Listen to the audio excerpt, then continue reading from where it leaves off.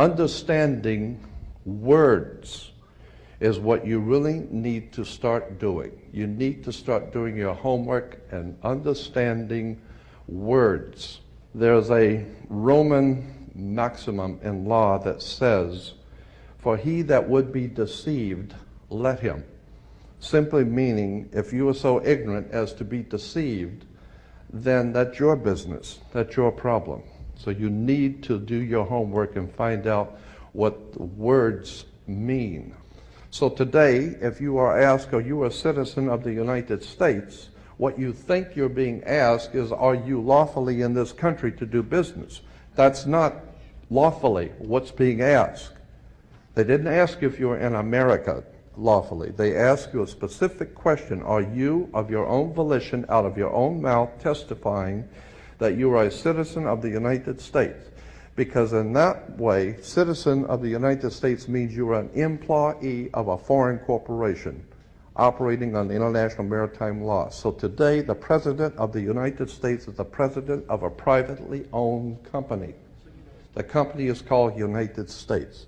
And the word president is always a word that is used in corporate law. Banks have presidents. All companies have presidents. So there's a corporation called United States, privately owned, and it has a president. It's not the president of America, of a privately owned company. Privately owned, out of England. The Constitution has been thrown out the window, the Republic shoved aside and replaced with a democracy.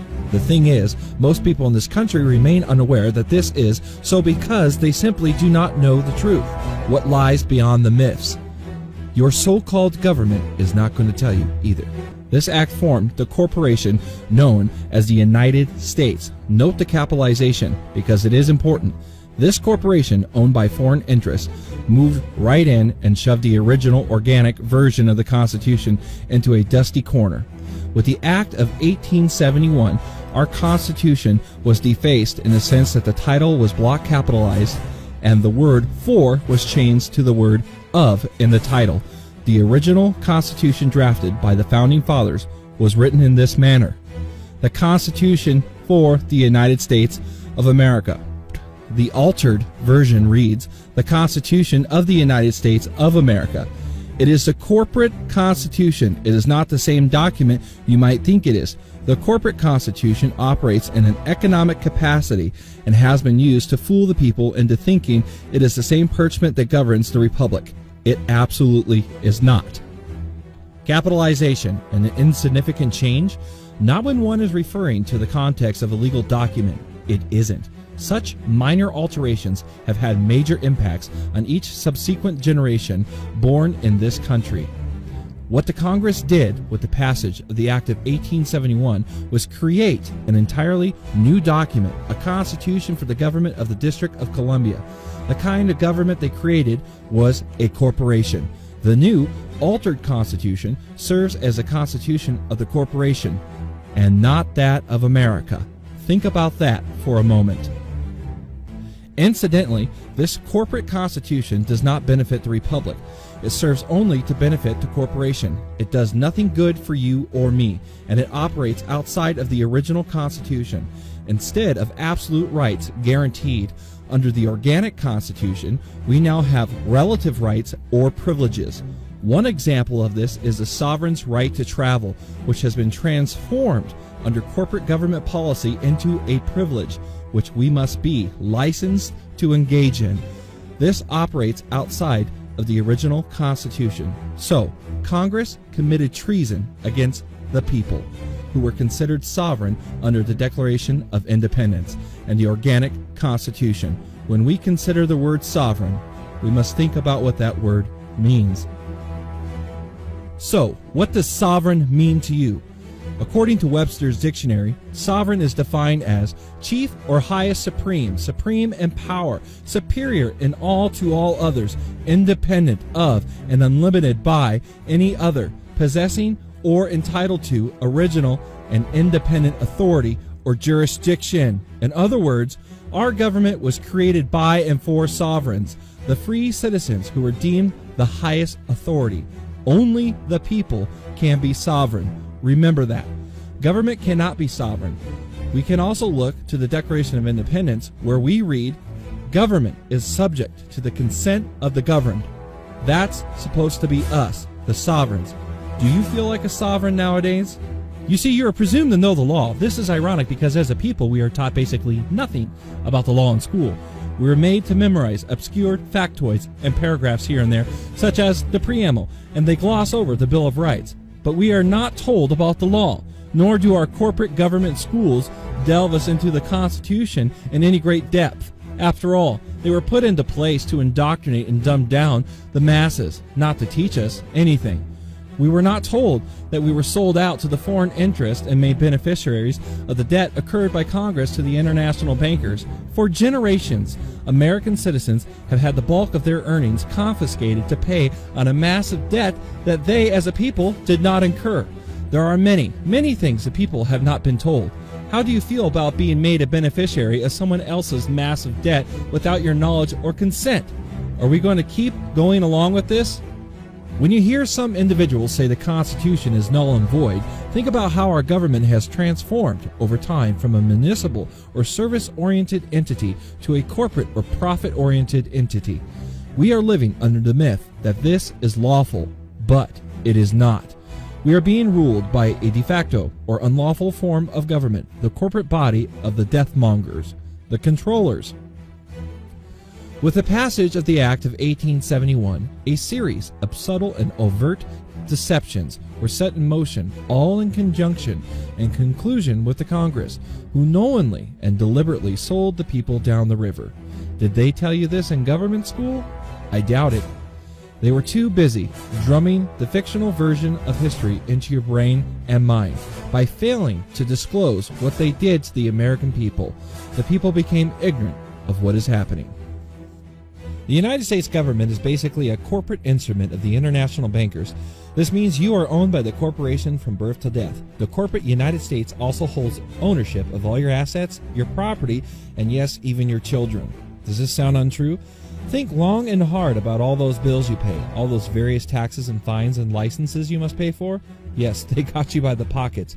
Actually, they had you by the ass for as long as you've been alive. In your heart, you know it's true. Don't believe any of this? Read up on the 14th Amendment. Check out how free you really are. With the Act of 1871 and subsequent legislation, such as the purportedly ratified 14th Amendment, our once great nation of sovereigns has been subverted from a republic to a democracy.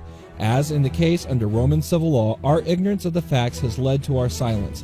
Our silence has been construed as our consent to become beneficiaries of debt we did not occur. The sovereign people have been deceived for hundreds of years into thinking they remain free and independent, when in actuality we continue to be slaves and servants to the corporation. Treason was committed against the people in 1871 by the Congress. This could have been corrected through the decades by some honest men, assuming there were some. But it was not, mainly due to the lust for money and power. Nothing new there. Are we to forgive and justify this crime against the people? You have lost more freedom than you may realize due to corporate infiltration of the so-called government. We will lose more unless we turn away from a democracy that is the direct road to disaster and restore our constitutional republic. Our movement is about replacing a failed and corrupt political establishment with a new government controlled by you, the American people. The Washington establishment and the financial and media corporations that fund it exist for only one reason: to protect and enrich itself. This is a crossroads in the history of our civilization that will determine whether or not we, the people, reclaim control over our government. Rigging the system, and our system is rigged, to plot the destruction of U.S. sovereignty. So, what does sovereign mean to you? According to Webster's dictionary, sovereign is defined as chief or highest supreme, supreme in power, superior in all to all others, independent of and unlimited by any other, possessing or entitled to original and independent authority or jurisdiction. In other words, our government was created by and for sovereigns, the free citizens who were deemed the highest authority. Only the people can be sovereign. Remember that. Government cannot be sovereign. We can also look to the Declaration of Independence, where we read, "Government is subject to the consent of the governed." That's supposed to be us, the sovereigns. Do you feel like a sovereign nowadays? In order to enrich these global financial powers, this is reality. You know it, they know it, I know it, and pretty much the whole world knows it. This is a struggle for the survival of our nation. And this will be our last chance to save it. The agenda is not for you, it's for themselves. Anyone who challenges their control is deemed a sexist, a racist, a xenophobe. They will lie, and then again, they will do worse than that. They will do whatever's necessary. Nevertheless, I take all of these slings and arrows gladly for you. I take them for our movement so that we can have our country back. There's a Roman maximum in law that says, "For he that would be deceived, let him." Simply meaning, if you are so ignorant as to be deceived, then that's your business, that's your problem. I knew this day would arrive. It's only a question of when. And I knew the American people would rise above it and vote for the future they deserve. The only thing that can stop this corrupt machine is you. The only force strong enough to save our country is us. The only people brave enough to vote out this corrupt establishment is you, the American people. Our great civilization has come upon a moment of reckoning. It means you are an employee of a foreign corporation operating on international maritime law. So today, the President of the United States is the president of a privately owned company. The company is called United States. And the word president is always a word that is used in corporate law. Banks have presidents. All companies have presidents. So there's a corporation called United States, privately owned, and it has a president of a privately owned company. Privately owned, out of England. And you need to understand words and terms. I'm doing this for the people and for the movement, and we will take back this country for you, and we will make America great again. I should have dusted His Excellency's regal ass when I had the chance. He didn't exactly lie to me. He just didn't have the power. Dare not forget today that we are the heirs of that first revolution. So each one of these levels of government goes out and they play a game. It's really kind of funny because what they do is they describe you, or they describe your property, and they infringe on your common law copyright in order to do it. And by describing, I'll give you an example with property. Say that your house is identified as 911 Spring Street, okay? And it also has another property description that the tax assessor gives it, which might be 19-2014, plat number AB of the Springfield County Plat, okay? Mm-hmm. Or it might be a municipal designation like Lot 12, Block 3 of the Fairyland Park subdivision. You know, they keep changing all these different descriptions. That's what they're foreclosing on. They're not foreclosing on your house. They're just the descriptions, the locations that they have. Ah. Wow. Yeah, they just copyright this description and then they arbitrarily claim that that's theirs, and they have the copyright to the description, right? Oh. So they put that in as a title like a title to a book. Yeah. Right. And they foreclose on that title. Huh. Interesting. It's arbitrary, and it's all just chicanery. It's all fraud. And it's the same thing that they've done with people, though, too, right? Oh, absolutely. Can you go through that a little bit with birth certificates and all that kind of deal? Right. Well, they do the same thing with the birth certificates. What's supposed to happen is that when a baby is born, the parents are supposed to give notice to the community and copyright the name, basically nail down the common law copyright of the child's name by recording it. Notice I said record it. Record is land jurisdiction. Registering anything puts it in the sea jurisdiction. Huh. But because our parents didn't know this, weren't told this, they don't do it. You know, they might write your name down in the family Bible, and that does create a record, but that's not a public record of you holding your own name and everything, right? So instead what happens is that the hospital posts your given name in a birth announcement, right? Mm-hmm. And if after however long, a week, 2 weeks, whatever, nobody comes forward to claim that baby, the hospital then turns it over as a abandoned vessel, right? Mm-hmm. Abandoned name, and it gets registered by the state of organization, basically Department of Health and Human Services, and you're considered a ward of the state, as if you had been left on the hospital's doorstep, right? So now they've copyrighted your given name. And on your birth certificate, you will see that the actual name is all capital letters, and that's how you name a corporation, a corporate entity. It could be a cooperative, could be an estate, could be a trust of any kind, a foundation, a C Corp, S Corp, LLC. All of those things are named with all capital letters. So when you see that birth certificate, you'll notice that there's your actual birthday, right? Mm-hmm. And then there is a file date, which is always a few days or a week or two later. Well, the birthday is the record of you being born, right? And the birth date is the record of the thing, the estate or the public transmitting utility or the cooperative or whatever else being registered, right? That's its birth date.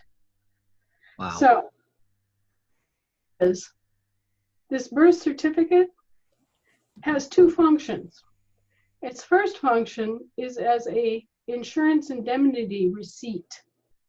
When they seize your property, they have to insure you against loss and damage. So when they prolong your property like this and step in as it's called a usufruct, where they make use of your assets for their benefit, they have to insure you against loss or damage. Okay, so your birth certificate is an indemnity insurance receipt, okay? And the other thing it's a bond. Yeah. Now, a lot of people are confused about what bonds are. A bond is an IOU. Mm. It has no value but what you give it, okay? And they figure out using accounting and actuarial tables how much money you might be expected on average to make in a lifetime. And they bond your estate for that amount. And that includes your labor, whatever you might accrue as a homeowner or, stocks, blah, blah, blah, okay? So they put out this IOU out there, this bond in your name, the all capitals name, the estate name, and then they sit back and they benefit from trading that, from putting insurance policies and collecting on that. One of the most repulsive things they do is they take your money that you spend on taxes and things of that nature, and they take out a life insurance policy on you so that when you die, they get paid. Wow. Incredible. So, Judge Anna, do you have a birth certificate, or have you remedied this in some way for yourself? Well, because it's an insurance indemnity receipt, it's actually a very good tool for you once you figure out their game. So now you know what a birth certificate is. Okay. Now you go and you get that birth certificate authenticated. And that is a process of going to the state secretary of state with a birth certificate and saying, okay, I want your office to authenticate that this is genuine, actual birth certificate. Okay. So the state secretary of state goes through and they go, oh yeah, everything checks out. Boom, they stamp it. They put a cover sheet on the birth certificate you got from Vital Statistics. And then next you take it to the United States Secretary of State, in this case, Rex Tillerson's office. And you do the same thing. You say, hey, I want this authenticated. And they go through the same process and they put their cover sheet on top of it. So what you get back at the end of the day is the 3-page document. It has the U.S. Secretary of State's verification that it's a genuine article. You have the State Secretary of State's verification that it's a genuine article. And you have the birth certificate that you got from the Vital Statistics people. And so you now have, I call it, you've built the lawnmower, okay? You now have the absolute proof that this is what was done, this is who did it to you, and this is who is liable for having done that to you. All right? That's step one. Okay. So you now have an authenticated birth certificate. And I want to just very briefly, a lot of people have questions. Well, why is it authenticated? Why isn't it certified? Why isn't it apostilled? Okay, well, the plain fact of the matter is that there are different conventions that different groups of countries have for guaranteeing the authenticity of documents that pass back and forth between them in international business. And so all of the Hague Convention countries that signed on to the Hague Conventions do between themselves as for that purpose, for guaranteeing that records are correct. But all the countries that never signed on to the Hague Conventions, including the United States of America, use authentication. Okay. So that's why when you're acting as an American state national, you are acting under the auspices of the United States of America, not the United States. And that's why you have to authenticate your birth certificate for use in international trade instead of getting an apostille.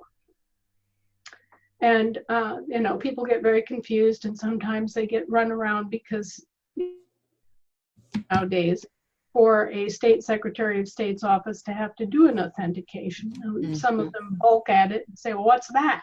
Mm-hmm. But that's just their ignorance coming out. Mm-hmm. And we have to keep on them and make sure that they continue to do their job. So anyway, that's why it's an authentication instead of an apostille. And when you want an authentication, you tell the state secretary of state and the U.S. Secretary of State's office that you need it for doing business in Indonesia. Oh. Or one of the other countries that never signed on to the Hague Conventions. And that's really all that's necessary. Okay. So anyway, that's why you get it authenticated. And that's the overall purpose is just to have a copy of the document that is guaranteed to be genuine. Okay. So that you can go into any court and they can't waffle or say, oh, well, this isn't quite official and, give you all that other runaround. Okay. Okay, so now you have an authenticated birth certificate. What else do you need? Well, you need to go back and correct that whole business where your parents didn't claim you. Okay. You have to go back and claim your own name in the state. And at this point, they have seized upon your trade name and copyrighted that trade name. And by the way, it's the British Crown Corporation that holds the copyright to your trade name. But anyway, they only hold it in a secondary capacity. Because you were born before their franchise was born, you are the holder in due course. You have first dibs. In commerce, it's always first in line, first in time, has the claim. And so you are the true holder in due course of your Christian trade name, which is your first, middle, last, upper and lower case name that you were always taught to use in grade school, right? Mm-hmm. So you go back in and you claim back your own name. And you do this using a common law copyright, going back all the way to your birthday. Okay. And you reconvey your property to the land and soil of the state where you were born. Now, we have a form called a certificate of assumed name that does all this, plus it gives you a standing writ of habeas corpus established on the public record. And once that's done and it's recorded, then you have control of not only your trade name, but all of the derivative names that were spun off of it. You now have control of the quote-unquote straw man name, the all capitals, first, middle, last. The public transmitting utility name, which is upper and lower case, or it can be all caps with just nothing but a middle initial. Okay? And there are all sorts of different variations, every kind of variation you can think. Last name first, first name last, upper, middle, lower case, all caps, with a middle initial, without a middle initial, with this punctuation, with that punctuation. It doesn't matter. These are all, they're all different derivatives is what they're called of your trade name. So you claim them all. You claim the whole thing. Okay. Everything, your trade name and every variation possible. Okay. And at the same time, you establish a writ of habeas corpus. And that allows you to go into their courts and take over administratively and basically tell them what to do. Instead of them administrating your estate and telling you and laying down the law and fining you and putting you in jail, you tell them what you're going to do. You walk in and you say, hey, I'm the subrogee of the defendant. I'm the priority creditor. I am the paramount security interest holder. And guess what? You're not. So now that we have it straightened out about who I am and what my role is, I am owed all the bonds that the prosecutors brought forward, and I want all charges eliminated. There's not a thing they can do about it. Boom. Yeah. That's it. And That's this the power. and this can be done even in the courts that we're brought into, not just common law courts. This can be done in Well, every Anna, court. what happens if out of ignorance they don't care and they just throw you in jail anyway out of force?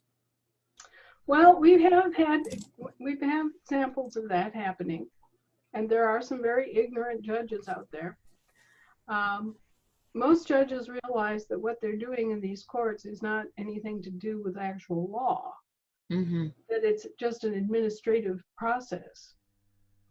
But there are some that are corrupt, and there are some that are ignorant. And we do wind up with some cases of them in one way or another presuming and imposing upon people under false presumptions and false pretenses. Okay. However, we now have enforcement. Excellent. Tell us about the enforcement. Yeah, because I had heard a previous interview with you talking about needing to do this one county at a time. Is that correct? Well, yeah, we still need to do that in order to restore our true government to its full function and glory. And we need to get our duffs up off the couch and form it's called the County Jural Assembly. County Jural Assembly. Okay. Okay. Now you'll remember in the Constitution, it says you have the right to peaceably assemble, right? Yes. Mm-hmm. It doesn't say peaceably associate. So you're talking about a jury assembly, not a jural society, okay? Because the assembly is what forms the court on the land jurisdiction. And we, the living people, are land jurisdiction beings, and we function and control the land jurisdiction of our country. Okay, why are we land assets and land beings? Well, number one, we're born on the land. But number two, from dust thou art dust, and to dust thou returnest. Okay, so we come from the land and we go back to the land. And as a result, we are land beings and land assets. And guess what? We are owed the law of the land all right? You have to kind of step back a little bit and think about this in terms of land and sea. Land is the national jurisdiction, okay? And what are our nations in this country? Our states are our nations. Every state is a nation.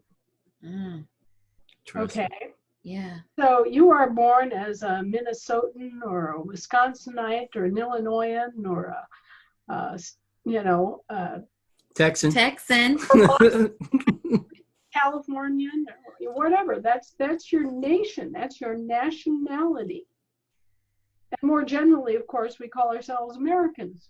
But American is kind of a melding pot term that could apply to anybody on either continent of North or South America, right? It could be somebody in, Venezuela. So American isn't terribly useful because of that. It's much more to the point when you're talking about your nationality to look them right in the eye and say, hey, I'm a Minnesotan. I'm a Texan. Interesting, yeah. Okay, that's my nation. And this is my nation state, okay? The actual land that you're standing on is your nation state. And you have control of your national land jurisdiction, okay? So that's something that Americans have to remember too. Over the years, it's become very common. Consider yourself kind of all together, right? That there are no separations or differences and it's all just one big thing. But that only happens in international jurisdiction. What happened is that the original states saw the benefit of delegating some of the responsibilities, combining and then delegating those responsibilities. So what they did is they formed essentially what we would recognize today as a holding company, an unincorporated holding company called the United States of America, okay? Right. This holding company held all of the states' international jurisdiction, both on the land and on the sea. Okay? And out of this slush pile of international powers, right? They delegated 19 of those powers to the United States. Okay? So the United States was a separate government controlled by Britain. All right? They came in here as purveyors of governmental services. And so their entire role was to come here and provide us with good faith service, to provide us with these 19 services, governmental services, which they are called powers, right? But the exercise of those powers results in a commercial service contract. And that essentially is what the Constitution did. It set up that whole deal where it set up the United States government, right? Set up the commercial service contract, delegated those 19 powers so that that entity could provide those 19 services, right? And the United States of America retained all the different powers that were not specifically enumerated and granted, okay? So the USA stands above the US and always has.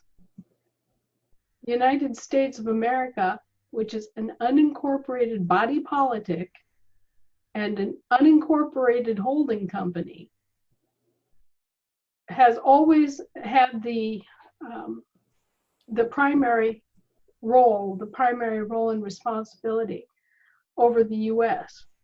And that's the way it's designed. And that's why you have Amendment 10, which says all rights that are not specifically delegated are retained by the states and or the people, right? That's why you have the 10th Amendment. Mm-hmm. Okay. And also, the United States of America, having delegated those powers, is in a position to take those powers back if the U.S. fails to live up to its contract, if it welches, if it breaches, if it fails to perform. We have the ability and the responsibility to say, you know, Joe Blow, you had a contract with us, you didn't do it, you didn't do what you said you were going to do. You went bankrupt. We don't accept the successor to your bankruptcy. I mean, put yourself in the position of okay, I liken it to a condo association. You're familiar with how condos work, right? Mm-hmm. You have something that looks like a large apartment complex, but every quote unquote apartment in there is actually its own little world, its own little house within this larger framework. Well, it's the same way with the states and the USA, okay? So you go out and you hire somebody to take care of the condominium grounds, the jointly shared grounds, right? You got this company that comes in and they trim the trees and they take out the garbage and they do the snow plowing and all that other stuff, right? They provide these services. Like, does it sound like the 19 enumerated services? Yeah, yeah, sure it does, doesn't it? Huh. So they're out there, they're doing their job, and then boom, that company goes bankrupt. All right. So what happens? Well, I can tell you what did happen. The company services went bankrupt, and then another company showed up, was booted up by the same exact people, okay? Another company was booted up. They changed the name slightly. They changed the color of the truck, you know, and they come right back in there and they continue doing all of these jobs, right? And if you don't object, then a process of assumpsit takes place. Mm-hmm. They just assume the contract and they continue on doing the work, but it's a different company. And that's what's been happening here. So who's failing? Like the Federal Reserve? Is that one of the entities that you're talking about? Sure, absolutely. And who is in charge of the United States of America that can say, hey, we're firing you. We want to go back to our sovereign ways? Well, essentially, that's what's already happened. Oh, yay. Back in like 2008, well, actually, let me take it back further. Okay, first we have a company called the United States, Inc., right? Mm-hmm. It goes bankrupt in 1863. Okay. They reorganize and they spawn another company called the United States of America, Inc. But that's not the United States of America, Right. which is an unincorporated body politic. It's a corporation named after us, infringing on our copyright and seeking to deceive people into thinking it's us. Okay? Right. So that would be all capital letters then as well, right? It should have been, but it wasn't. It was upper and lowercase, and it was just identified as an Inc., as an incorporation. Okay. Then that went bankrupt in 1907, and guess what? They flipped right around and they introduced the United States of America, Inc., with a small t on the. They changed the name just a tiny bit. Oh, you got to be kidding me. This is I'm fun. not kidding you. This is the kind of chicanery that we've been dealing with. Okay. Wow. Okay, so the company that was formed right after the Civil War, during and after the Civil War, went bankrupt in 1907. The perpetrator, the next one in line, was the United States of America with a small t on the, and that went from that bankrupted in 1933. So there's a period of time there when the small t version was operating from 1907 to say 1933, and then it went bankrupt. And then we got the the United States with United States all caps. And that too is another incorporation, but this was a municipal corporation of the Washington, D.C. Municipal Corporation and the District of Columbia. Okay, so you've got all these different providers of these services, and they are charging us for all these services, right? Yeah. And they're just running wild. I mean, Yes. there's nobody minding the store. Right. The service providers are just selling us whatever services they want to provide for us and charging us on our estates for all these services that they are just racking up. So, it's gotten to the point where they were charging us for the service of incarcerating us. Yeah. I mean, isn't that what's going on right now, though? Yeah, So that's what I was going to say. is that what our government is right now? That's a service for us. Is our government a service for us that we're paying? What those rascals, those vermin, were trying to do? This is incredible. They were setting up a situation similar to Nazi Germany, where they were going to come in here. They were going to claim all of our property and assets. They were going to kill us off by the millions and collect the life insurance policies on us, and then collect all of the quote unquote abandoned property, all the dead people, right? Then they leave behind all this abandoned property. Yeah, they were going to set up a concentration camp system and just run us right through it. And then they were going to charge the survivors for all this service they did to accomplish this end. That's incredible. And most of the people just buy it hook, line, and sinker. Well, I wouldn't have known until it was right on them. Yeah. But thankfully, there were some of us that were awake. And we had seen what went on in Nazi Germany. We recognized the signs of it. And,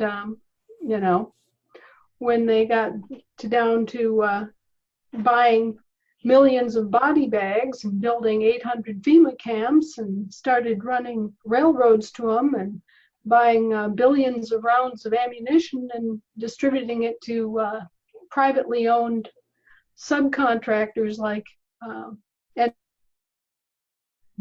DARPA and FBI and FEMA and all these other alphabet soup agencies, which are not government, they're just subcontractors of government. Then we raised our hands and we said, no, enough of this. This is not going to happen. We're going to expose you from here to breakfast and go after you. So this happened around 2008. Is that what you're saying? Well, what happened is all this started actually with the end of the bankruptcy of the United States of America Incorporated, with the small t version that FDR booted up or bankrupted back in 1933. That came out of bankruptcy in 1999. And at that point, we raised our hand and said, hey guys, we're going home.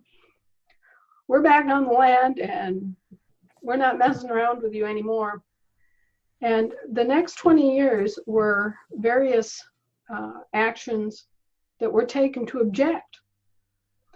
Now, it was during this time that we went all the way to Rome and banged our dish on the floor like angry dogs and wound up talking to the Pope and doing all sorts of other things. And getting all sorts of paperwork done at The Hague, and various groups around the country got organized to resuscitate their counties and their states. And all this has been going on. I mean, it's been happening here for 20, 30 years, and it just has gotten to the critical mass where enough people are informed so that they're concerned and they're actually taking a much more serious view and taking personal action.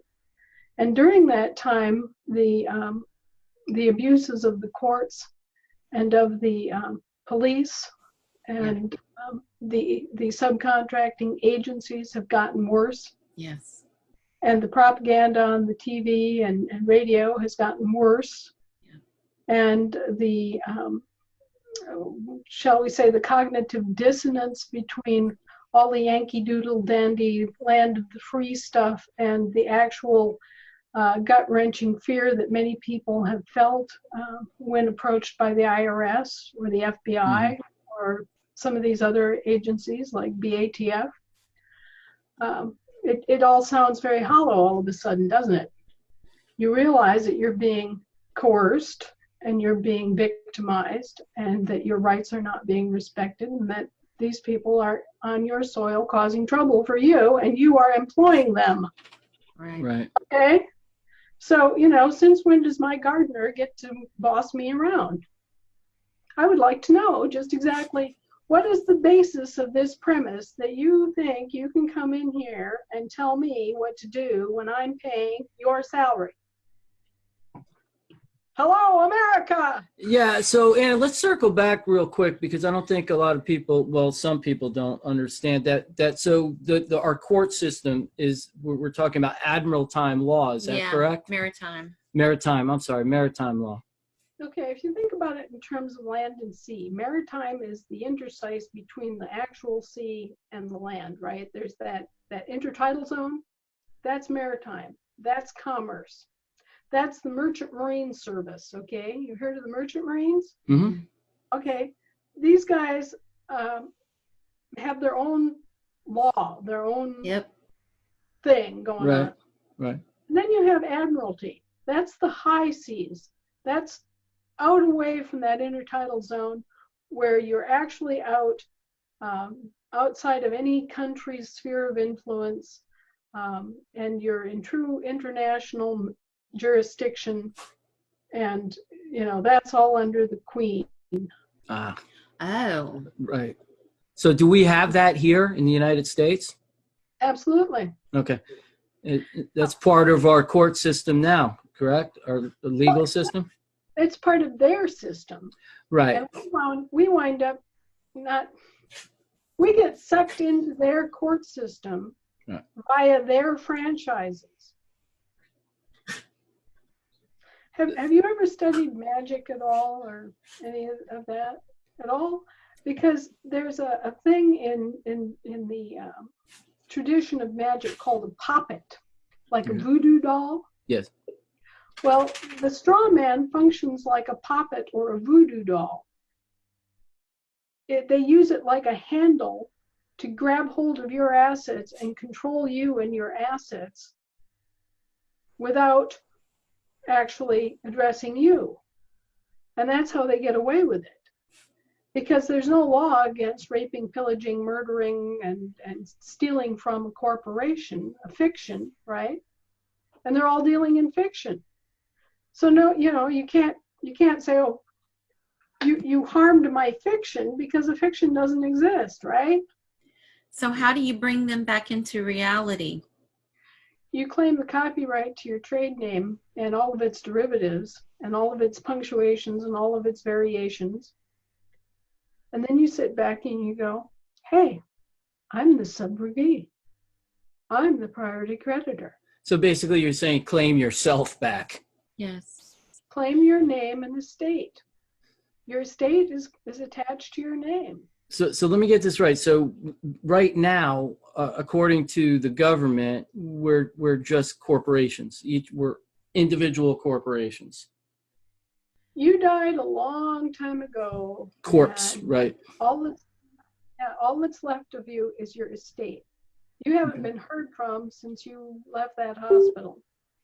Is that how they get away with extorting federal income tax from us as well? Because we're a corporation instead of an individual. Because 100%. The income tax applies only to corporations. In fact, the word income is specifically and only applicable to corporations. So if there's an income tax, it's against a corporation. By definition, it cannot be a tax against a living being. Yeah, and I believe in the 77,000 pages of the IRS code, not one time do they define what income is, because they can't. Well, it has been defined by the Supreme Court as what was it? Capital Profits gain. separated from capital. Okay? Yes. But, the real shtick here is that income applies to corporate accruals. Corporate accruals. By definition, it applies only to corporate accruals. So once somebody claims back their name, the IRS won't even mess with them, or they may possibly try to intimidate them. What is your take on it? Well, they'll try anything. Yeah. But these are just private bill collectors. They have no Right. government authority. Right. They're field private bill collectors. Let me give you a little rundown on the history of the income tax. It began in the 1100s in France and England, and it was called Peter's Pence. It was an income tax that was created by the Roman Catholic Church to pay for the Crusades. And it was collected by their specific bill collectors, who were black-robed men who wore white wigs. They were called Galli, and they were priests of the pagan goddess Sybil. They came to Rome in the 2nd century BC, and they've been bill collectors for the popes and the Roman pontiffs ever since. Huh. Okay, so on the 15th of every April, they would come around and they would collect an income tax called Peter's Pence. And they're still doing the same thing now. Only they're doing it through the Internal Revenue Service, and they are using judges and barristers. And you'll note that the British barristers still wear white wigs, Yeah. just like the galley. Yep. So it's all connected all across the history. And if you start studying the history, you'll see that nothing much has changed. Mhm. And that income tax has been illegal in America ever since, but it's not illegal in the U.S. Mm-hmm. You see? Yes, right. Yep. Okay. So they can't charge us, the living people, anything, but they can charge our corporate person Yeah. however much they want, as long as you let them have a corporate person. that And they control. And you also educated me a little bit via email. I mean, there are specific names that people need to really pay attention to, such as person, man, woman, and human. So I wasn't aware of the human. Would you tell our audience what human means? It means the hue of man, just like a color has a hue. Mm-hmm. Okay. Color All right. man. All right, so it means the color of man in the sense of color of law. Yes. It appears to be a man, but isn't. And so you don't want people calling you a human, because among other definitions that you'll find if you look in old Admiralty law dictionaries and stuff, you'll see that one of the definitions of a human is a monster, right? Like a straw man. Mm-hmm. Right? Okay, something that appears to be a man but isn't. And so, what immediately comes to my mind is Sasquatch. You're not even sure it exists, but if it does it have rights? Mm. And why should it have rights? Maybe it's Interesting. dangerous. Maybe it's actually an animal. It only appears to be a man, right? Wow. And I'm for animal rights, and that I don't think anything should be cruelly treated, right? But I'm not going to go out and stand there and stake my rights on a claim that is questionable. I want my natural and unalienable God-given rights. Thank you. Yeah. And this is fascinating information. When were you awakened? When did you start studying this? I started studying this back in the 70s when I caught a broadcast, and I always thought it was C-SPAN, but it couldn't have been C-SPAN. It must have been the predecessor to C-SPAN, because it was during the confirmation hearings for Nelson D. Rockefeller as Jerry Ford's vice president. And I was home one day watching TV, and I just happened to turn on the TV, and there the committee was all seated in the rotunda, and they were talking to Nelson D. Rockefeller, asking him questions, and the question came up. And Mr. Rockefeller, how much money did you make last year in personal income? And he said something like, 480 million. It was, I don't recall exactly, but it was a lot back then. I mean, it was Sure. pretty dropping amount of money. And then the next question was, and how much federal income tax did you pay? And he stood there just as stony-faced as you please, and he said, none. Yeah. Wow. Okay, and so you could kind of sense and hear the breath going out of the room, right? Yeah. And then the chairman of the committee who was doing the questioning kind of fussed around in a chair a little bit and leaned over and he said, I read, I understand that you made $480 million in blah, blah, blah income and you didn't pay any taxes, any federal income taxes at all. And Nelson just kind of sat back in his chair and said, none. Wow. So they have known about this game for a long time. So a light bulb went up at that point, right? Yeah. Yeah. Yeah, this little girl in Wisconsin was sitting there going, let's see, I just paid a third of my little waitress's paycheck to the federal government for all these different federal taxes. And he made that kind of money and he paid zero, none. I want to know what he knows. Mm-hmm. Okay. Right. Okay. And so then this takes wading through the federal code. And it is literally code. Yep. Okay. So this federalese language is probably the very worst gobbledygook on the planet that you're ever going to read, the IRS code. Yes. And throughout the IRS code, to as a non-resident alien. And for most Americans, it would never ever occur to them that they were by any means a non-resident alien. I mean, that's like you're talking about someone who comes over from Mexico and does a day trip and goes back home, right? That's a non-resident alien. Huh? Mm. Yeah. All right. But that's what the federal code uses to refer to us. Right. And you have to flip it around on its head and Yeah. look at it from their perspective as a foreign government. Yes. Okay, they're a foreign government, and you're reading their code now. You are a non-resident alien. Mm-hmm. So first you have to catch on to things like that as you're reading this gobbledygook, which is, deliberately and horribly deceptive and convoluted and just utterly messed up. Yeah. Intentionally. Yeah. Right. So I slogged through 125,000 pages of that.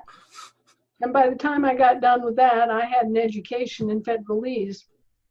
And so I still was clinging to my rather naive belief in America, land of the free, right?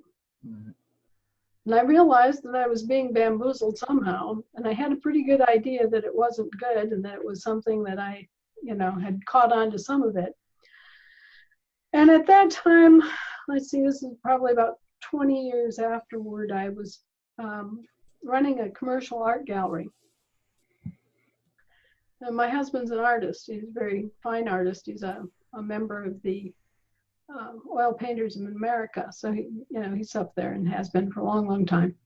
We had our own art gallery.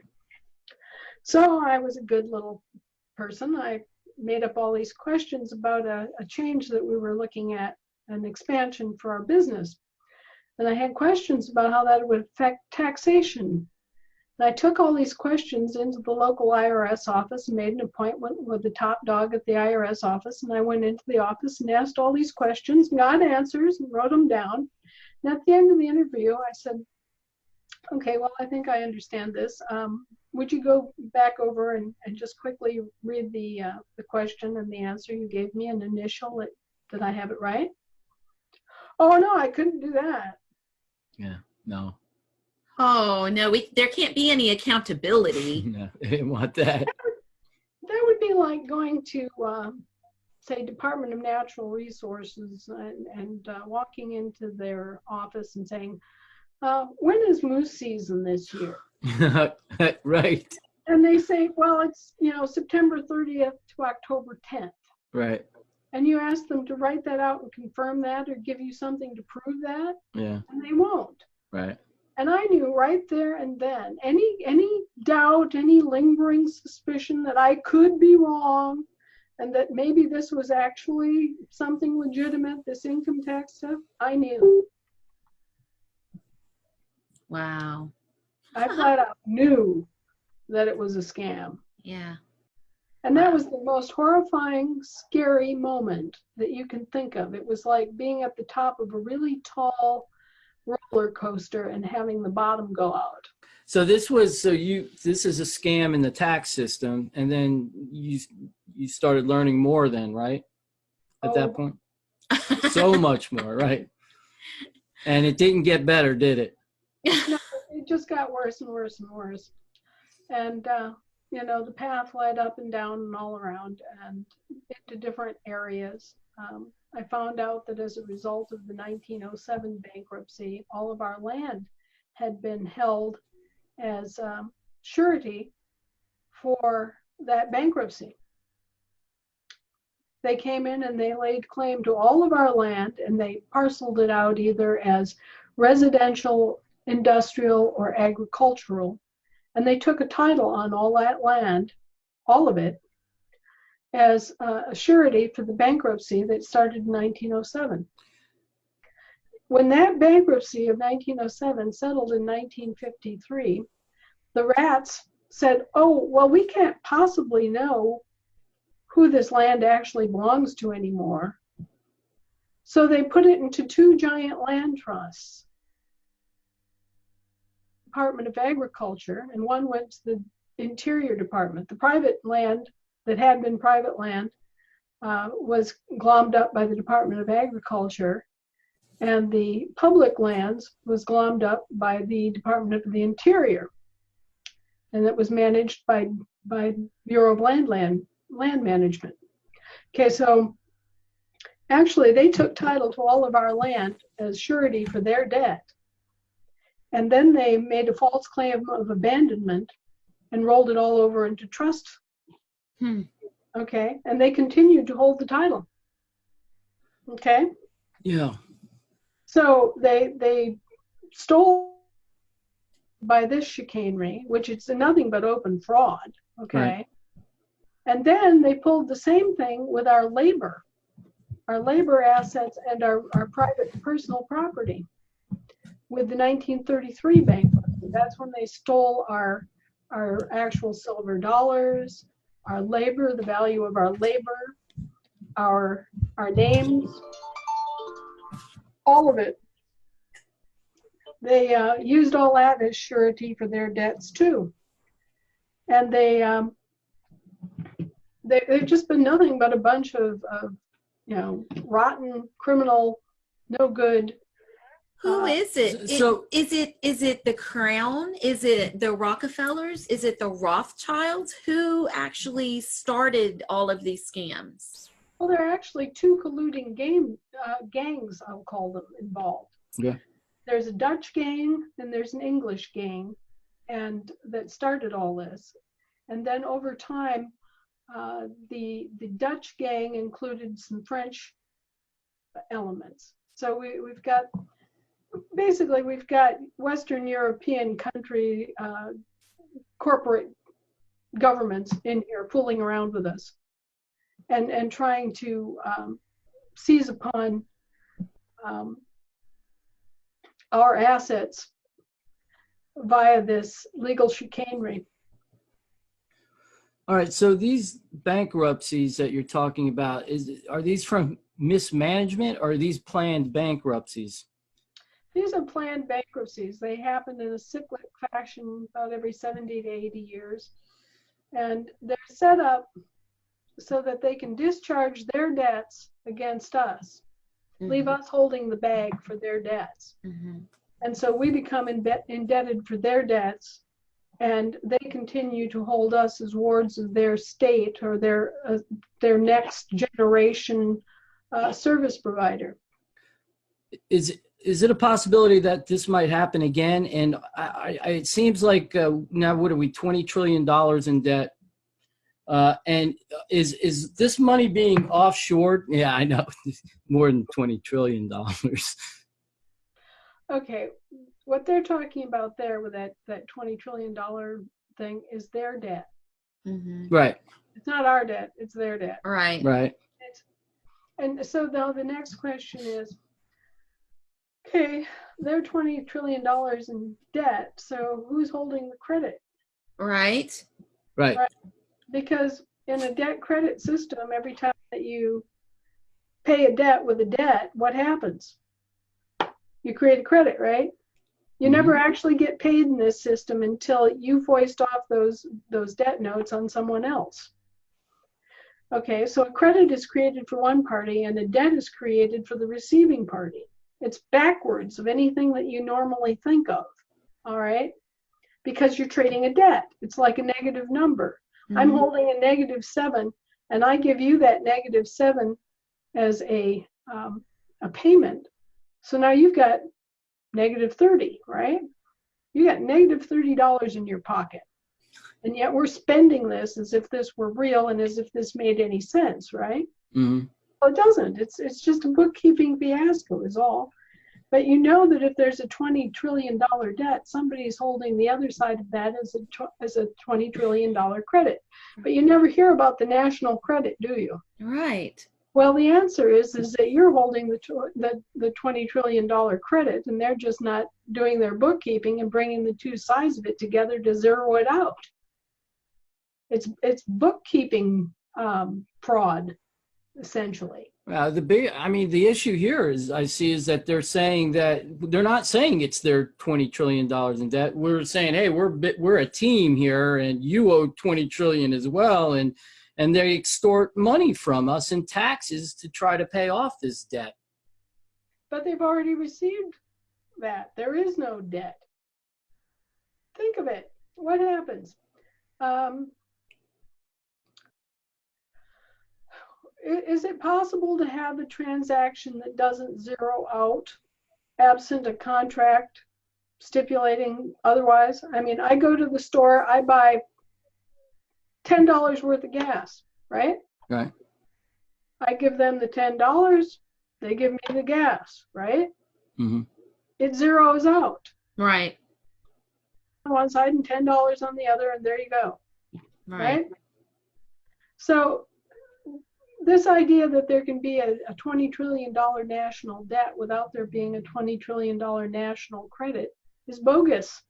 It always has been. And yet they pump this up no end, trying to make an excuse for why the American people should, pay it again or accept higher taxes or whatever else. And it's just nothing but BS. Mm-hmm. And so it's bookkeeping. It's dishonest bookkeeping. And it began as a result of Fast Eddie O'Hara. Fast Eddie O'Hara was Al Capone's bookkeeper. And he set up a new bookkeeping system, which is known as cooking the books, or keeping two sets of books, double accrual bookkeeping instead of carriage bookkeeping. And guess who adopted Fast Eddie O'Hara's bookkeeping system in 1946? The United States. The government. The General Accounting Office switched over to double accrual bookkeeping, and they haven't kept a straight set of books ever since. So they were indicting these people, but then they said, hey, that's a good idea what they're doing. Right. But we'll indict them, and then we'll do what they're doing. Right. Pretty incredible. Yep, the FBI found out about Al Capone's bookkeeping system in the 1920s, and by 1946, the government corporations had adopted it. So Nice. what we've talked about up till now is pretty bleak, but there's good news, right? Do you see good news in the future? There's been an awakening, right? Here in the last 10 years or less. Well, let's see.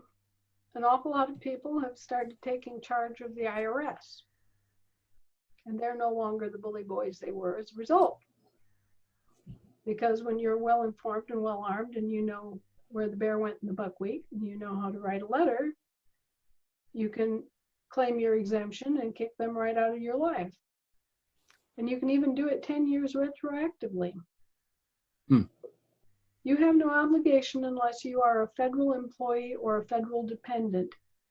And basically what that means are there are certain people that are legitimately federal citizens. Right. People who are in the military, military dependents, federal civilian employees, their dependents, people that are really legitimately, truly wards of the state, like people who are in insane asylums. This is who this applies to, and also, unfortunately, which is how this all began, Black Americans. After the Civil War, they were never granted actual state citizenship. The rotten, no good Governmental Services Corporation that booted up in the wake of the Civil War came in and claimed title to the Black slaves that had been, the plantation slaves that had been supposedly freed. Wow. The British Crown came right back in after the fact, claimed title to them, and what happened is that although private slave ownership was outlawed, public slave ownership had just begun. And it was actually from that all the rest of this has happened. Okay. Because we were not sharp enough to figure out what these rats were doing and object to it and put a stop to it.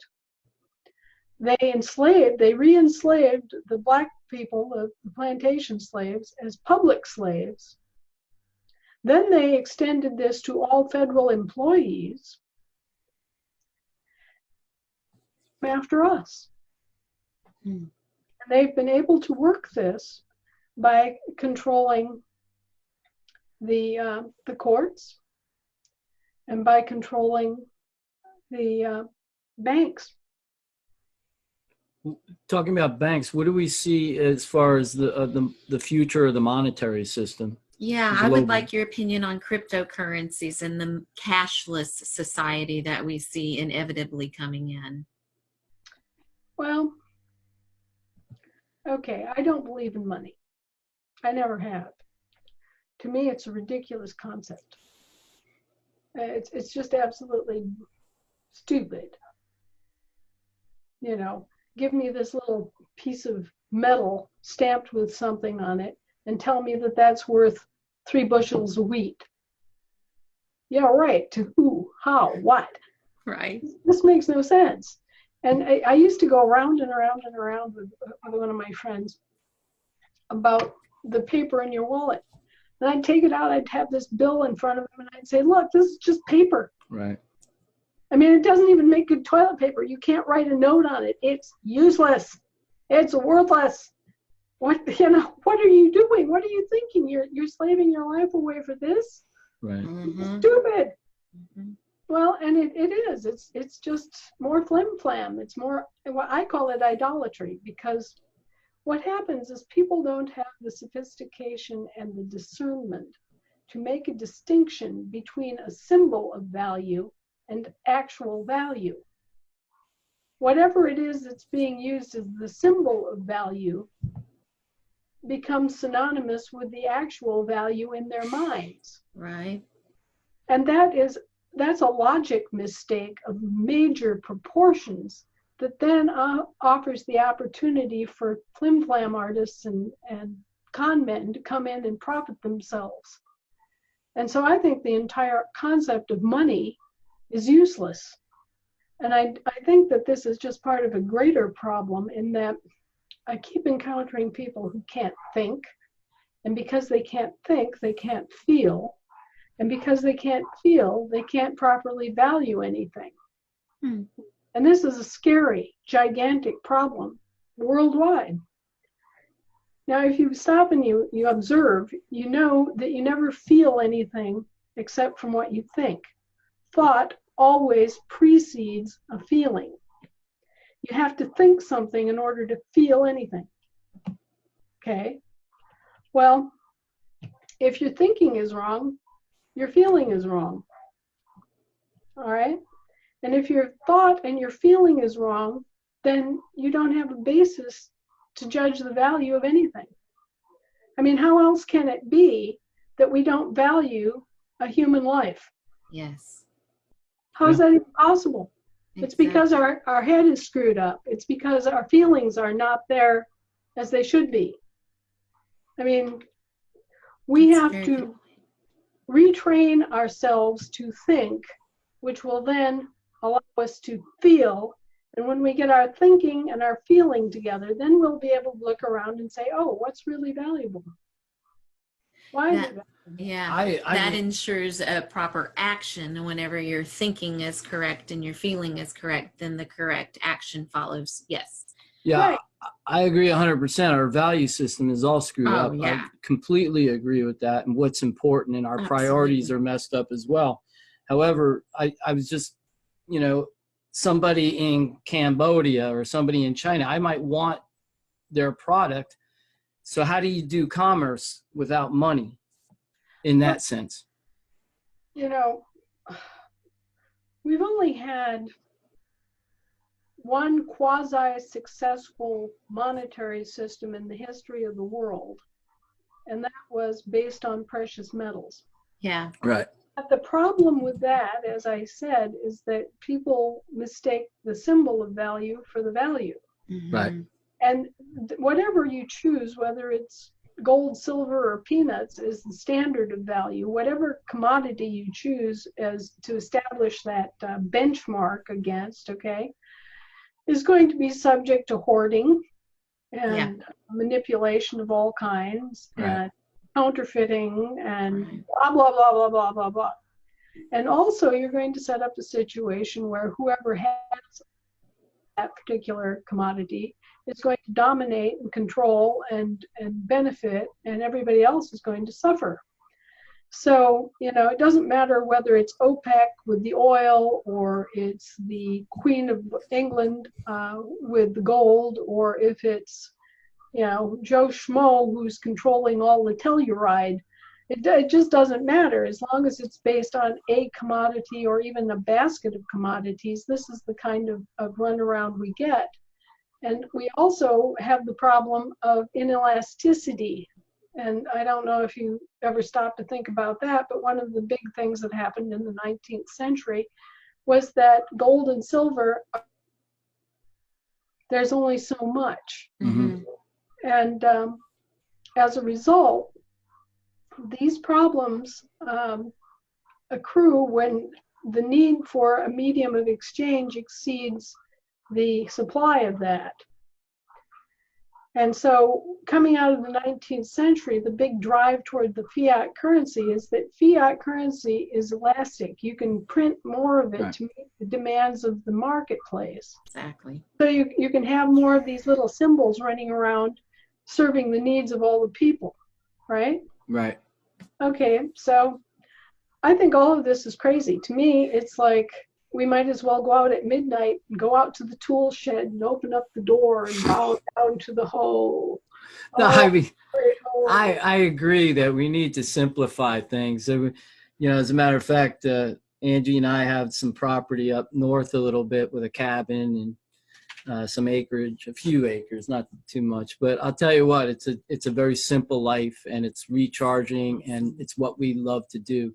Yeah. I've said for years that the majority of the people on this earth bow down to a green god that is the dollar bill. And I'm like, their whole life revolves around it, and they worship that. And I'm like, what is going on? It's idolatry. Yeah. It literally is. And Yeah. that's what Great Abomination is about. It all started in the ancient kingdom of Sumer, where the Queen Semiramis started doing this.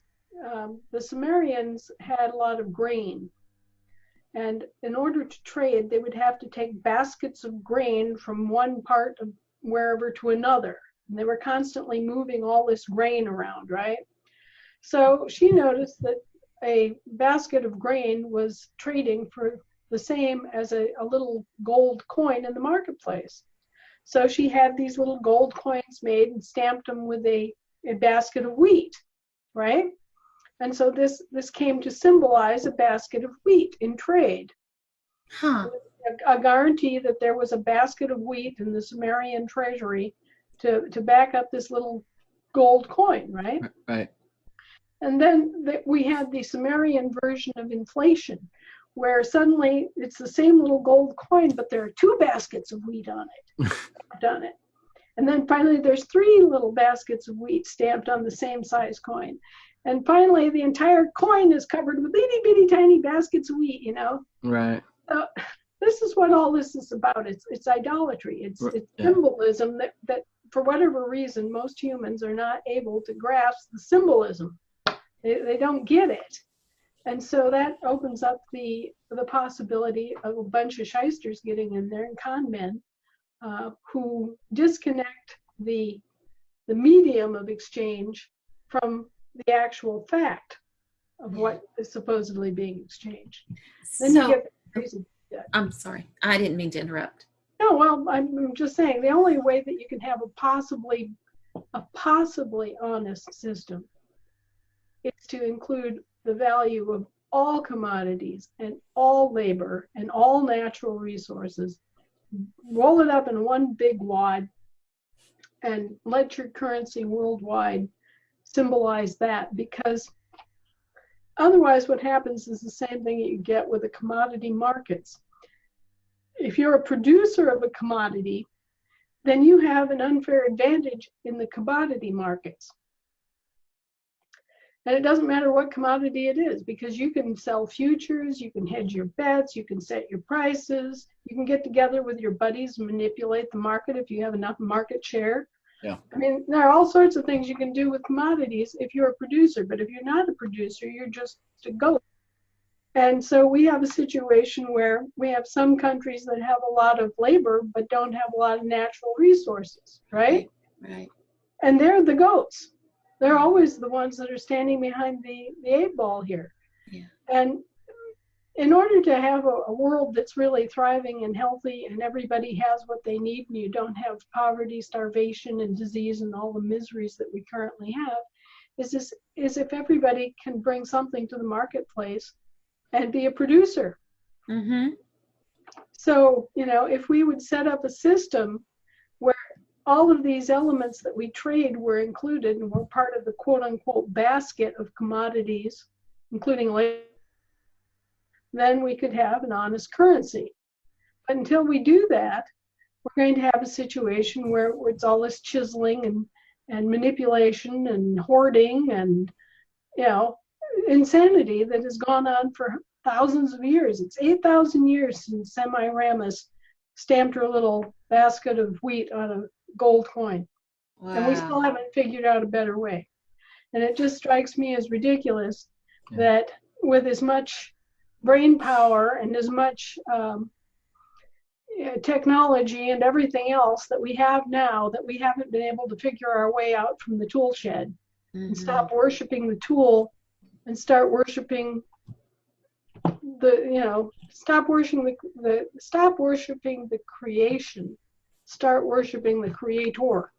Amen. You know, I keep on saying, as long as man is governing man, we're never going to have a perfect system. And that's just the way it is, because inherently people are greedy and they're selfish. The need and greed system is what we've got now. Yeah. And what we need is a system that is fair and transparent and honest, and which allows people to trade Honestly. what it is that we trade. Yeah. And everybody has something of value that they should be able to trade. Everybody does. I mean, you can find something within yourself, but it challenges people to find out what is, you know, what they have that they can bring to the table. My belief is everybody has something that they can bring. Yeah, well, this is a world of abundance, and there is no way that one person should ever go to sleep hungry or without a bed or without shelter. Never. It should not happen. It's actually a blasphemy, because we were given this wonderful world, this incredible amount of abundance. And if anybody's starving or going without, it's because of us. It's because we're messed up. It's because we're not doing our job. We're not sharing. We're not figuring things out. because it was not any lack in our environment. No, Yeah. I agree. So 100%. what is your advice to people? I know, first of all, I would say the birth certificate, claim your name back. And after that, what are the next steps that you would suggest people take? Claim your land back too. I was talking earlier about how they just come by and they arbitrarily assign a name and a number or whatever, a description to your land. Now, I found out about this in a really strange way. You know, God has prepared me all along the way. He keeps putting these things in my face. I was out in my front yard one summer day, and this little white car pulled up in the ditch in front of my house, and this young lady got out of the car, and she had her clipboard. And so I wandered over there, and I said, "Hi, what are you up to?" She says, "Oh, I'm out assigning street numbers." Okay. Who knew, you know? Right, that's her job. Wow. So, you know, and I talked to her a little bit, and she explains that she's been hired to go out and assign street numbers to all these parcels. And she's just arbitrarily going along, well, I think I'll call that one 2366 South Park Road, and this one over here I'll call 2390 South Park Road. Yeah. Well, does it really matter? I mean, no, it doesn't matter. It could be 400, you know, Birchwood Park if you want. You know, she's just arbitrarily out there assigning a name to the street and a number to the house parcel, right? This really gets my wheels running because I'm thinking, let's see, this isn't the way my land was described on my deed or my, you know. Yeah. And then I get to digging into it more and I find out, well, let's see, there's a plat description. There's a lot and block description. Yeah. There's a street number description. You know, and I'm paying for all of this. I'm paying at some level something for all of it. Mm-hmm. So this is just another scam. This is calling it a birthday cake, an anniversary cake, and a Merry Christmas cake, okay? Yeah. And you're getting to pay for all these different cakes, right? Yeah. So that all of these different entities can feed off of you. Now, the fact of the matter is that when they took title to our land, they took our land out into international jurisdiction. And in order to get our land back, to actually own our land, we have to get our own political status straightened out and identify ourselves as, you know, actual American state nationals, because U.S. citizens can't own land in the states. Wow. Okay, so first and foremost, you have to get your own estate and your own name back. Right. And then you can go in and you can get your land back. You can reclaim your land. And the way you do that is by doing a meets and bounds survey, a physical survey. You actually attach the description to the physical boundary stones or boundary markers of your land, just like they did back in the day, right? Yeah. And so you do the meets and bounds and you correct the deed. You do a deed correction, you give the meets and bounds description, which is a physical land description, and you rename it, and you copyright the name. So, for example, I paid off anything I owed on my piece of land. Okay. And I did a deed correction. I just did it by the meets and bounds description, you know, using boundary markers. In my case, colored boundary markers. Yeah. Mm-hmm. And then I just arbitrarily renamed it 4711 Birchwood Road and did my little C with a circle around it, my copyright mark, and recorded that. Huh. And that was that. And all you, I gave a copy to the tax assessor's office. I went over to the tax assessor's office. I gave them a copy of my corrected deed.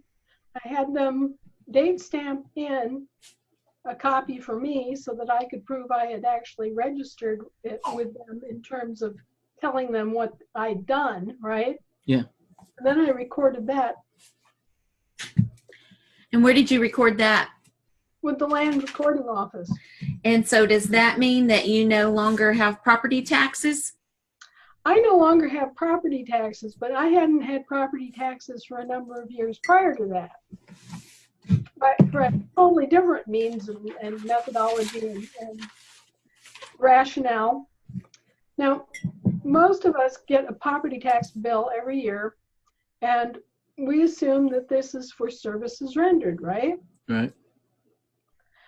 Well, we think about snow plowing and sanding the roads when they're icy and cutting the ditches and keeping the utility lines clean, all these different kinds of things, fire service areas, blah blah, that are provided by the government, the local government, right? Yeah. Okay. So this is years ago. Before I did the meets and bounds, before I corrected the description, before I bearded the tax assessors in their dens, and before I straightened out my own name and reclaimed my own estate, I went to the property tax unit at the local government and I said, okay, well, you're providing me with all these services, but I don't have a contract with you. So I want to straighten this out. I want to know exactly what I'm paying for. And, I want to look around if I'm getting rooked. Yeah. Sure. So give me a list. That's Give me it. the services you're providing and how much it's costing me. And I'll contract with you for those services I want. And we'll just do this as a business deal. Yeah. You know? I like it. And They so couldn't do it. Let me guess. they didn't reply. Uh-huh. 30 days later, I sent them another registered letter. Yeah. Hey, I made you this offer. I realize that you are providing services. I don't want to be unfair or cheat anybody or anything. I've made the offer to look over the services you provide and it makes sense for me. Nothing. Zero. Yeah. You could hear pins drop. Nothing at all. No reply. 30 days after that, I write them back and say, okay, well, I made this offer and I haven't heard from you, so I have to assume that you're not interested in contracting to provide services to me. And any services that I receive, I will accept free gratis. And they never contacted you again? Wow, that's awesome. We're going to do that. We certainly are. Yeah, this is all fascinating stuff. Sorry we're keeping you so long. I just, I knew I was going to be asking a lot of questions, and we're getting a lot of information. I do have a couple other questions. The right to travel and tolls. What can we do about that? Yes. I mean, it doesn't seem like tolls should be legal. Not if okay, here's the deal with tolls. They sell off an interest in a road that has been funded by public funds to a private investor, and they Yes. put up a toll for the use of that road. Now the question is, did the people that sold that road have the right to do so? And do they have the right to the land underneath the road? And the answer is almost always no. No. So it's another bogus, make a buck scam by the Of course. corporations. Okay, so that's something that will probably be done away with here, but not a real high priority at the moment. Right. The other thing, the right to travel, you have the absolute right to travel. The motor vehicle code was never designed to do anything to interrupt that, ever. The motor vehicle code was excused, and the excuse for the motor vehicle code was public safety, and the use that certain companies get out of public roads to make private profits. For example, a taxi cab company or a long distance trucking firm Yes. or a courier service would be Right. examples. These guys make their living off of using a public resource, right? Right. And so that's why they were taxed, and that's why they were regulated, and that's why they were licensed. Anytime you have a license, you are applying to do something that would otherwise be illegal. Right. Right. That's right. Because they are drivers of vehicles, correct? Yeah, they are. They're doing this as a profession Yes. To make money. Yes. that's benefiting from a public resource. Right. Okay. That's not fair, right? Right. Right. But me going down to the grocery store, that's just me going down to the grocery store. That's me in my private little vehicle going to the grocery store for my private business. It has nothing to do with making any profit off of anybody or anything. It's just me traveling. And they have no right to say boo about that. Nobody has any right to say boo about that. So you're right. You have the absolute right to travel. Now, I have kind of mixed emotions about driver licensing in that I don't approve of licensing it, you know, for Joe Average.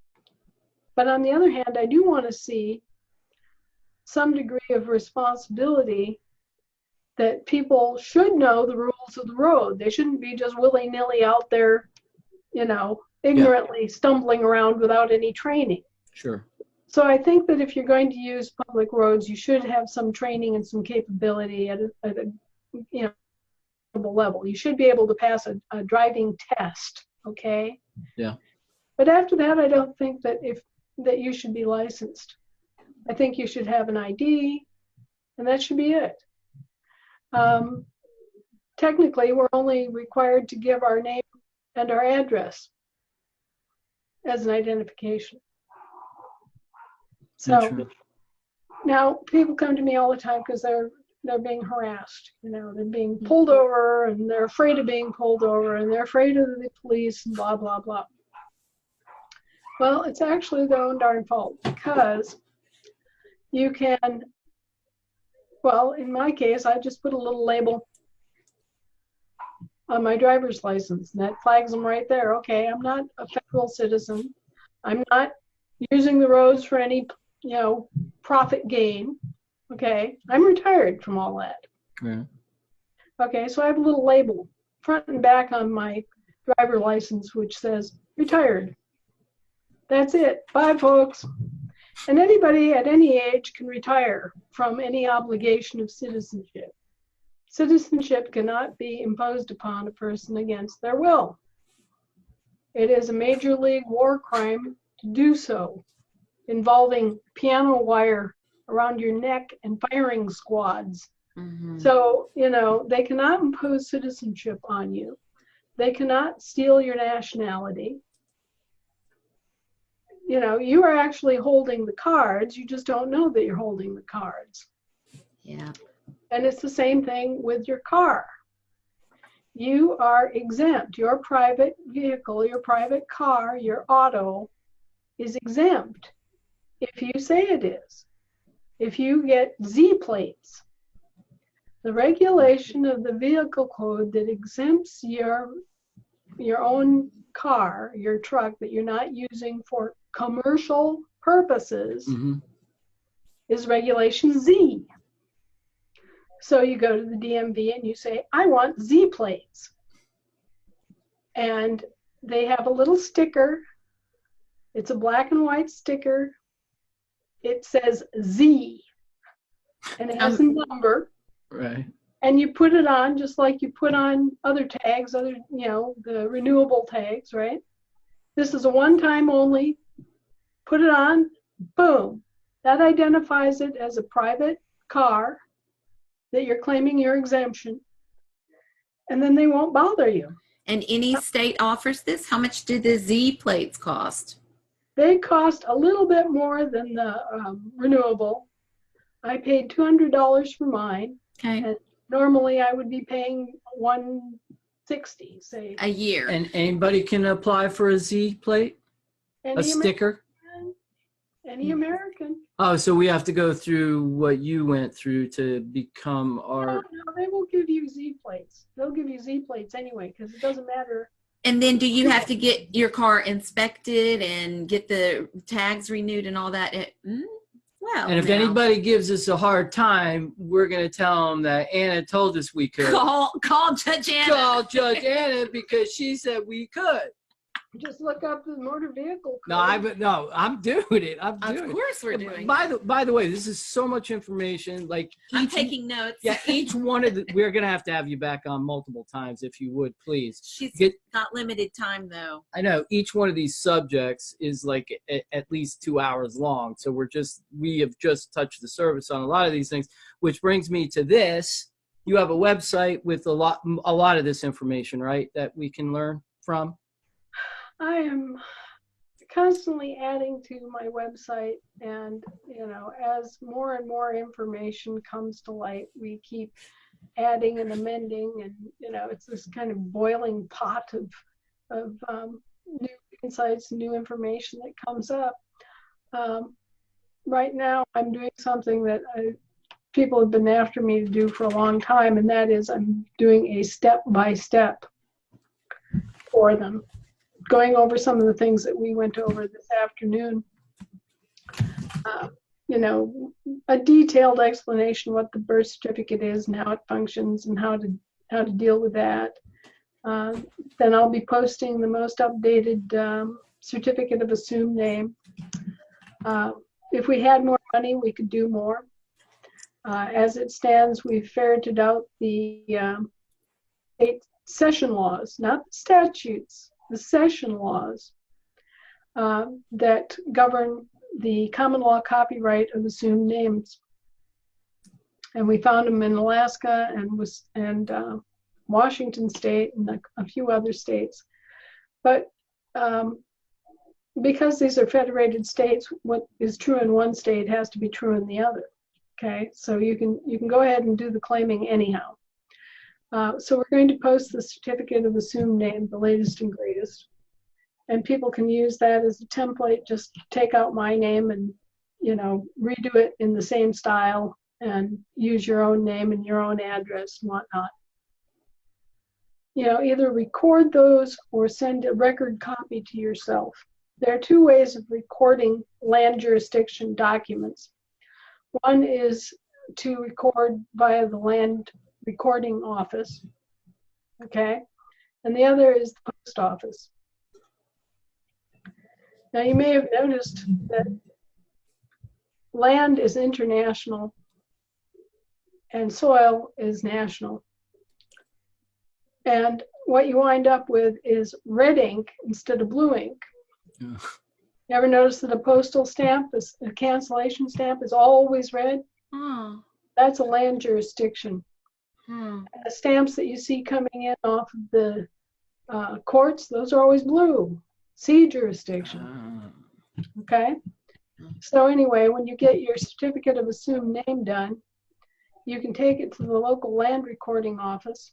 Some of them object and won't record it unless it has the section law from that specific state. And you can either pay a paralegal to go dig up that session law guaranteeing your copyright rights for assumed names, or you can send yourself a record copy.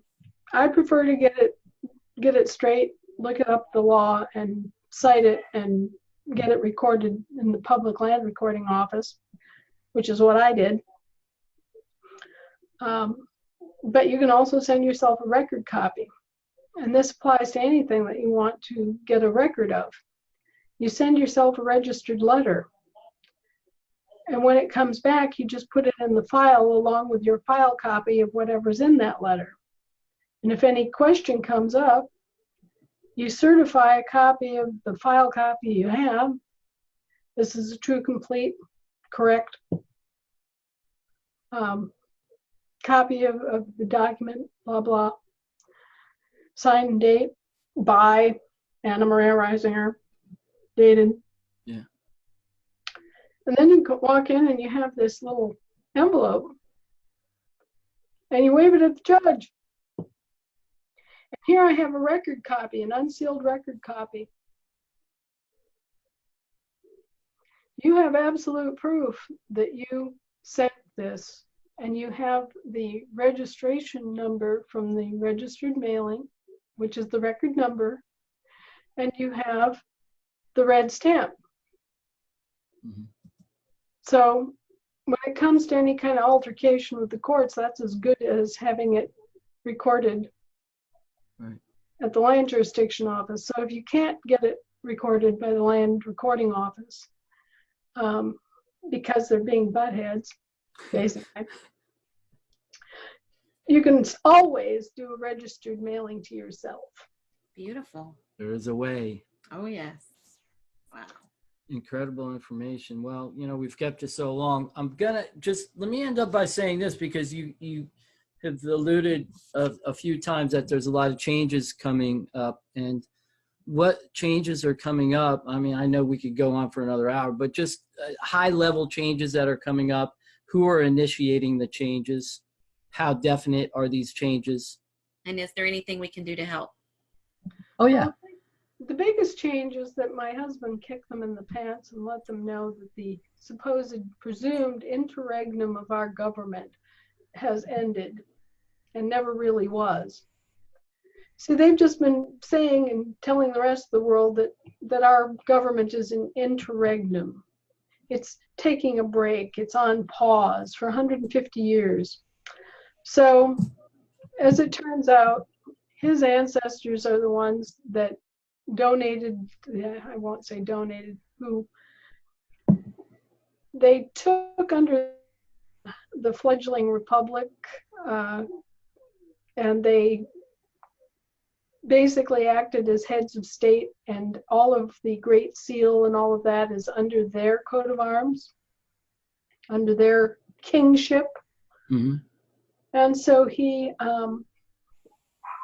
just had enough of it and sent out a notice that the interregnum is ended, if it ever existed, and issued a proclamation to go with it that detailed a lot of this. And so that's a big change. That's a huge change. That's noticing the world that, hey, the United States kicking, the body politic is still here, and no, we haven't abandoned our land or our property or anything else. And all of you grubby bankers and all you charlatan lawyers can just get back into your little box and stay there, because we're not putting up with it anymore. So the notice has been put out there. Has there been recognition? Of course. So that's a big change. Another big change. We have explicitly stated our currency is the American silver dollar, otherwise known as the United States silver dollar. Hello. I mean, that should not be big news, but it is. Because, for a long time, everybody was assuming it was the Federal Reserve note. We located the record where the U.S. Navy municipal corporation infringed on our copyright and created a corporation called the United States of America in all caps. Mm-hmm. And if you notice, that is what they have on their Federal Reserve notes. Right. And that is their excuse for trying to charge us for all of their debts. So we seized upon that trademark and we put it in trust and we liened it. Nice. That's a big change. So that was recorded and that's all legal and that's been put into place. Okay. Stamped, recorded, boom. And let's see. So when is this going to affect the common person? Individuals. My neighbor. When's Yeah. my neighbor going to? Believe me, as soon as you all get your paperwork in order and learn how to use it, Okay. you're going to be driving these judges absolutely crazy. They're going to run off the bench. All these bill collectors, the IRS, they're going to get back in their little box. They're going to be back in their box. So I'm seeing the IRS go back Yeah, into I their am box. too, I'm seeing actually. them go back. Yeah. so this is individual empowerment you're talking about. You're talking about one person at a time taking back their ownership back their rights. Yes. Okay, I got you. Because I like it. everybody should be responsible for their own actions. We are self-governing. That's right. Bingo, you got it. Oh, I got it. Did you see that light bulb that went over my head all of a sudden? It's so Right. bright in here. Yeah. Right. So you got to get busy and self-govern. Oh, yeah. I got you. Well, we're getting busy tomorrow with self-governing. I like it. Oh, Judge Anna, thank you so much for all the information you gave us, and thank you for all your time. We know that you have limited time, so we really appreciate you coming in, and we'll definitely want you back on at some point. You're a breath of fresh air, and you are so much knowledge, and our audience is just going to love you, and we all thank you so much. Take care. I hope I helped. You did. Didn't confuse people too much. It seemed like you were very clear with everything. I understood everything clearly. So, and I took a lot of notes, and I'll put those in the description, and we'll also direct them to your website, which will be a big help.